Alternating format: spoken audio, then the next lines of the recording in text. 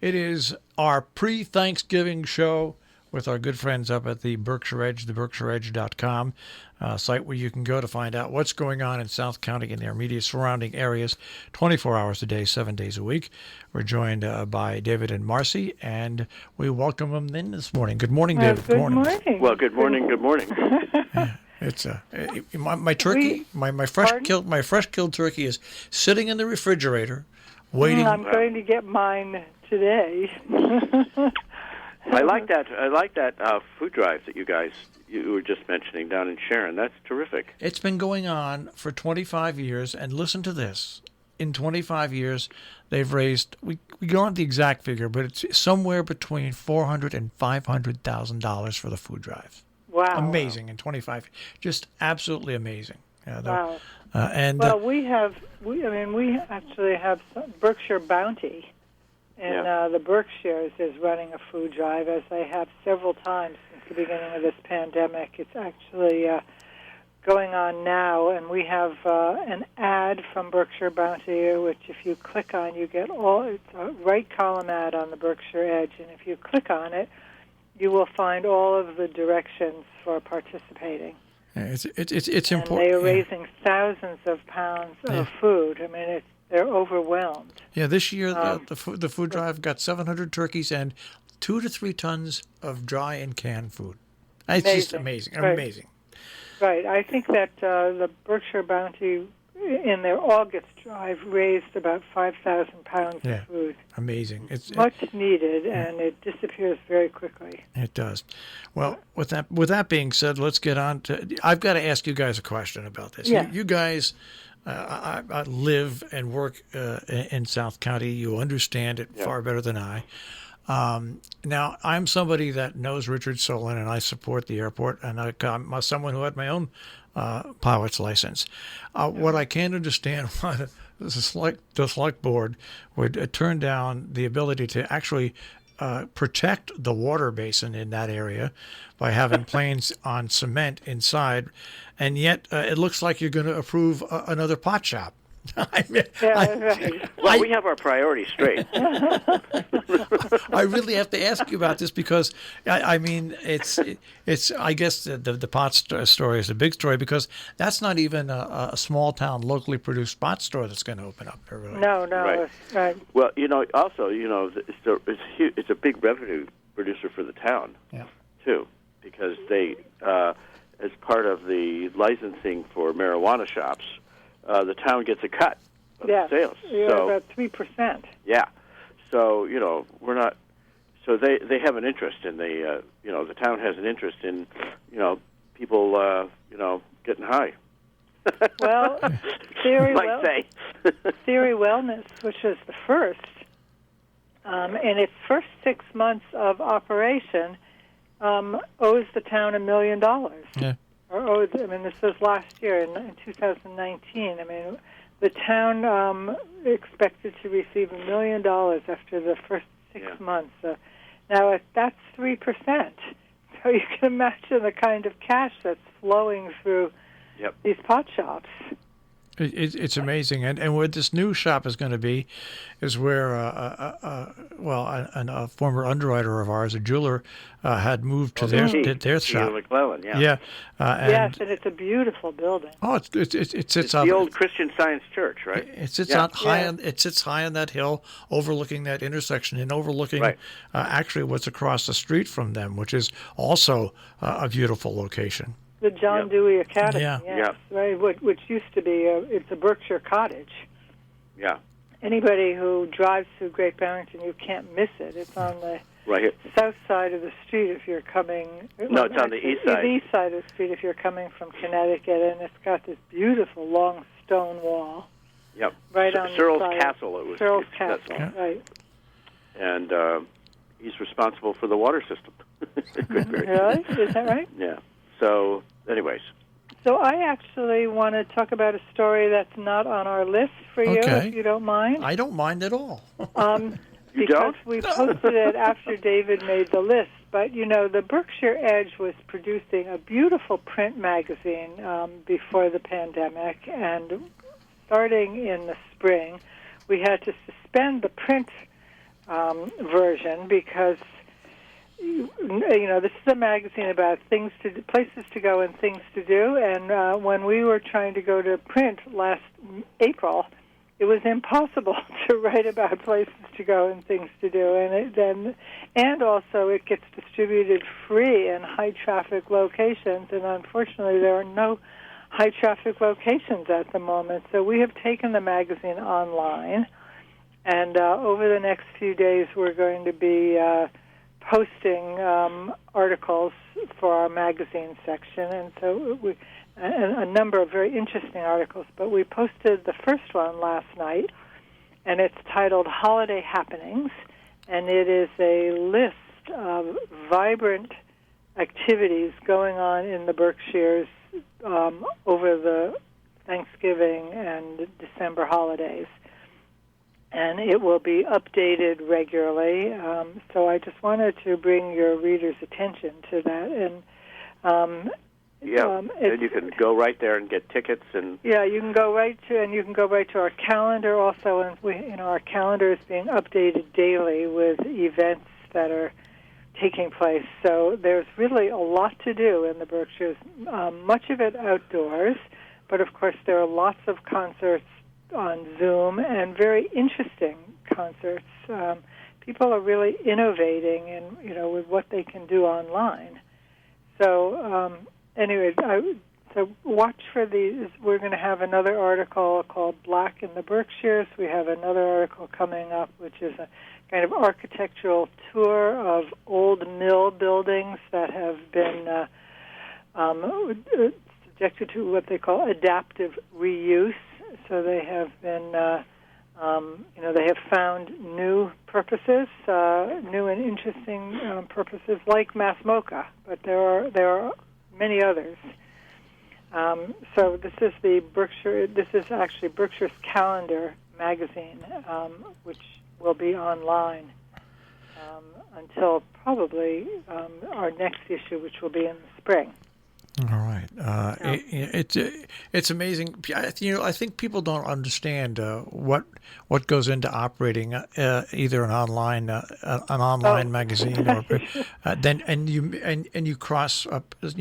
You have different patterns. Like we not only have the radio station, but we've got our social media pages, our web page, and our on-demand page, and like you have your newspaper basically available 24 hours a day, updated all the time. But then you also have that magazine. People don't realize the amount of effort and money that is put into something like that. Right. They just don't. No, I know, and well, they take it for granted, perhaps, and they enjoy it. But it is kind of a 24-hour-a-day enterprise. Yes, because, and there are very few of us doing it. Yeah. I mean, this is. Well, that's the telling factor. I mean, the amount of product that is coming out from a tiny, tiny staff is really quite remarkable, if I must say so myself. And I try to, we have a membership drive. We are free. We're free to read. As I say, the Edge is free to read, but not free to produce. Yeah, and we have more costs than you would think. Well, it's like with us, people think that we get paid by NPR, not the fact that we. You pay NPR. Oh yeah, we pay NPR between $70 and $100,000 a year. Yes, I know. Plus, then we play on top of that the interconnection fee with the ability to receive the programs. But they think because we're an NPR station, we get in. We don't. All our funding is done locally by underwriters. It's just like you. Ours is also. Ours is all local. I mean, it's our members, our advertisers, our realtors who list in our very popular real estate section, which comes out every Friday morning, called Real Estate Friday. We are about to launch in 2 weeks a wedding directory for the Berkshires. So we have. And our calendar, of course, is the best in the region, and it's updated daily. And everybody in the community posts their events on it. So there are hundreds and hundreds of events on our calendar right now. So if anybody's looking for things to do, the calendar on the Berkshire Edge is really the place to go to find out what's happening. All right. You can get there either. You can get there either from inside the Edge. You go to our menu and click on calendar, or it has its own URL, which is berkshirescalendar.com. All right, let's go to the Thank you for allowing that's me. right. Local news that has a national impact, and that is your next story, talking about Steve Cohen, one of the other lawyers that were leading an effort to obviously overturn the election with the Trump campaign. They were fighting back against yeah. Trump's effort to. Steve Cohen is quite a high-powered lawyer. He lives in Egremont, and he's his law office is actually the coffee shop in downtown Great Barrington. People can come and talk to him. He's there every morning. Right. But he is quite a powerhouse. He specializes in complex litigation and corporate governance for clients all over the United States and overseas. So he's a very sophisticated lawyer. Right. And so he's been leading the effort to prevent Trump from sabotaging the outcome of this election. Right. And I think he's been successful. I think everybody has been successful. Bill Maher on Real Time has been talking about this since the day President Trump was elected, that he wasn't going to go easy, and that was, everybody laughed at Bill Maher 4 years ago. The laughter really stopped about a year ago, and then it really stopped after the vote count was taken. But it appears that enough cooler heads have prevailed where we don't have to worry about this being overturned now. Well, I hope not. Yeah, you never know. Well, it won't be overturned, but who knows what Trump will do? Well, he's not going anywhere. He's going to Mar-a-Lago, and then we'll have to deal with it from there. But you know what? I'll still take that as an early Christmas present. Well, he might be going to Tallahassee or wherever the state prison is there in Florida.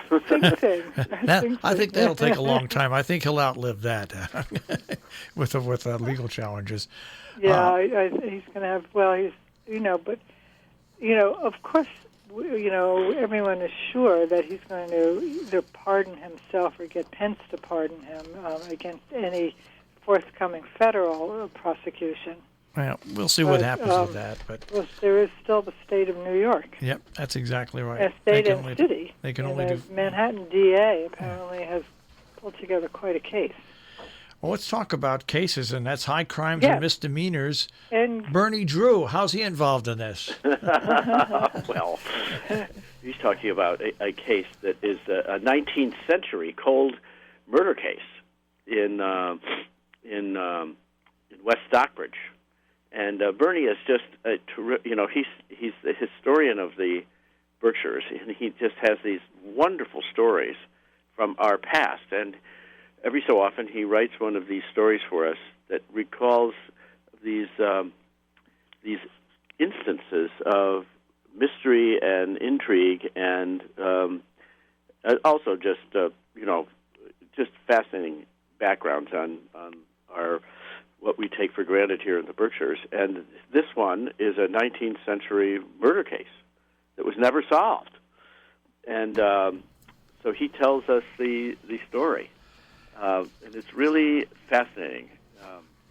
And also... It became go ahead, Marcy. No, I was just going to say that William Jennings... Is it William Jennings or William Cullen? The poet, Great Barrington poet William Cullen Bryant wrote a poem in 1825 called The Murdered Traveler, and it was based on this unsolved murder.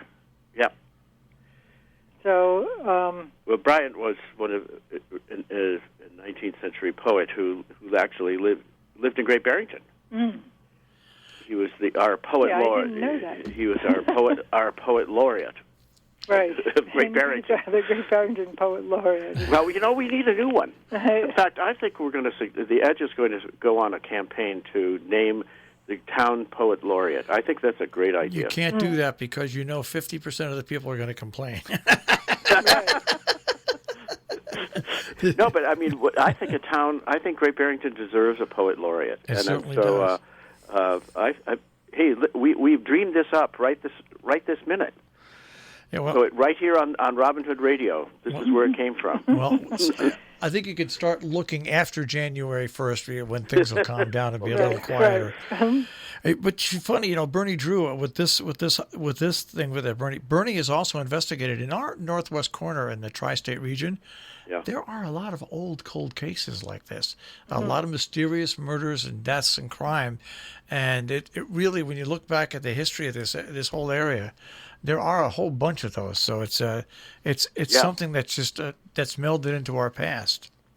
Yeah, it is. And a long time ago, we did a story about people who have just disappeared and just never found. Yeah. That's another whole category of who knows what happened to them, but they just simply disappeared. Well, let's go to your Business Monday feature. Yes, we now have. We are now just as we have Real Estate Friday on the Edge. We now have Business Monday.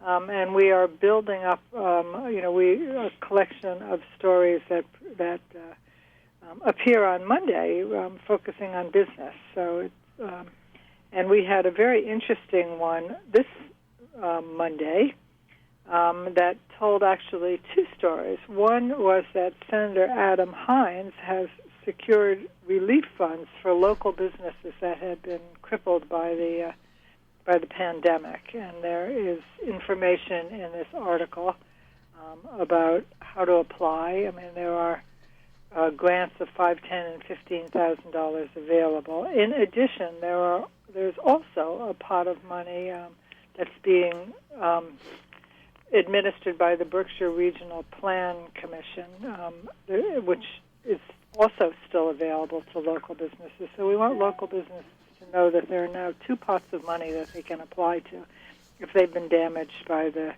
COVID pandemic.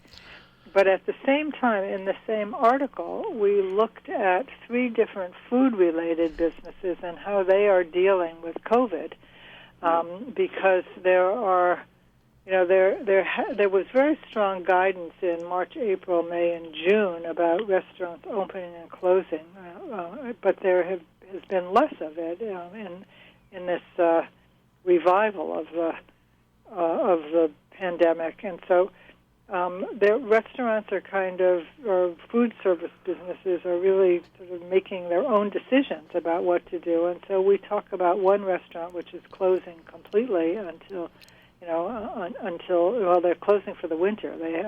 And that's Alta in Lenox, which is now closing. We have another restaurant in Lee, the sports bar in Lee, which has turned completely to takeout.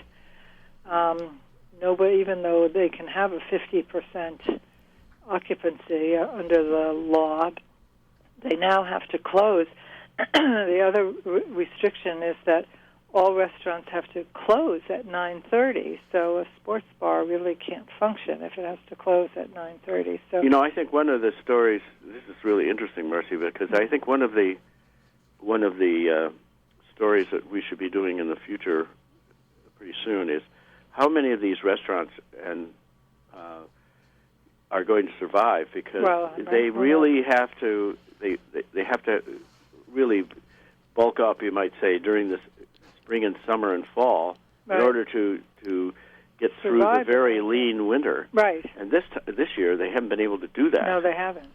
So it's going to be there's going to be I think going to be a shakeout. A shakeout of a lot of places that people are familiar with. Right. And they're not going to survive this. And when you consider who's been impacted the most, it is the hospitality industry, restaurants, absolutely, inns, restaurants, inns, people that rent rooms, then think of the thousands of people that work at these businesses. Yeah, they've been affected, and even when restaurants are allowed to open and do their limited hours and 50% seating, because it's 50% seating, any profit margins that they might have made really go into basically just covering the costs of where they are. It is an industry that has just been ravaged by this, and time will tell, because you're right, kind of like what are the long-term effects of COVID-19 on the body? Well, we're going to find out what the long-term effects of COVID-19 has on the restaurant and the hospitality industry, because it's devastating now, but I really think it's going to be even more devastating. Well, in it the is, and future. the Berkshires, of course, rely upon that tourist and think of the millions of dollars that come into the area as a result of Tanglewood, which was not in operation this summer. Oh, I don't think anybody has really examined, let's say, audited. Well, no, you look at Tanglewood, and you also look at Lime Rock. We probably missed having 75 to 100,000 people come to our area over the course of the summer that spent money. I mean, it's incalculable when you start looking at it with that sort of lens. It's incalculable. It's just the damage is just really the only thing to do, in my view, is not focus on it. It's just like, all right, how are we going to push forward? Because otherwise, it's just it's just debilitating. Well, we'll have to see how businesses recover from this and how they reinvent themselves. And how the federal government will dole out money in the future, instead of most of the money being scoffed up by big businesses that masqueraded as small businesses. So there's a lot that goes in. Well, there's a lot that goes into it that we'll have to see what happens over the course of the next couple of months. But we only have about 4 minutes left, and I want to get to your next story, because this is a story that really encompasses upstate New York, adjacent to us, northwest corner of Connecticut, and of course your county, Berkshire County, Massachusetts, and that is the number of people that came out of the cities. I'm not only going to say New York, I'll say out of any major city. Boston, New York. Listen, we're getting people from California, Texas. I mean, people are buying houses. That's it. The real estate brokers are almost out of inventory. It's amazing. I mean, ordinarily people have about 6 months worth of inventory. The brokers are down to less than 2 months worth of inventory. And our managing editor, Terry Cowgill, did a very interesting story about whether this is being reflected in school enrollments. And it turns out that it is. Yeah. That, especially in private schools, the number of applications, the level of interest has gone way up as a result of this pandemic, and that is really good news, because it means that people with families are moving to the Berkshires. And given the fact that we have been concerned about an aging population here, the fact that there are young people with families moving to the Berkshires is really wonderful news. Yeah, and I had just to interject and to support that. One of the things that we had said earlier, because for years we have been bemoaning the loss. And how is this supposed to continue?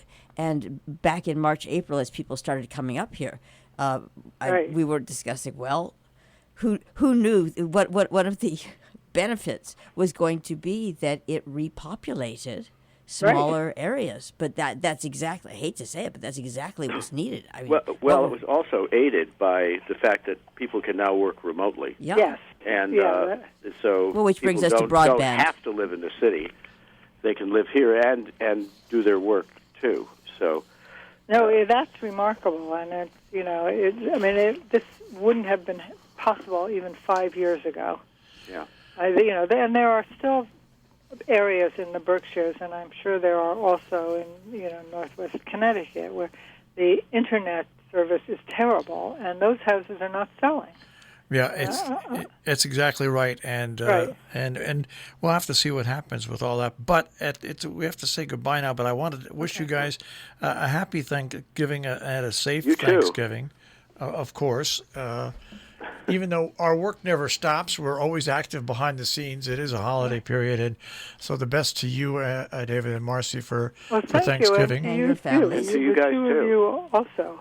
And Yeah, to be continued. Yes, but the Edge will continue to publish, and Robin Hood Radio will continue to broadcast all during the weekend. All right, like guys. that there. All right. We will speak to you next week. All right. Okay. Take Happy care. Thanksgiving. That is the Berkshire Edge on air, the berkshireedge.com on the web.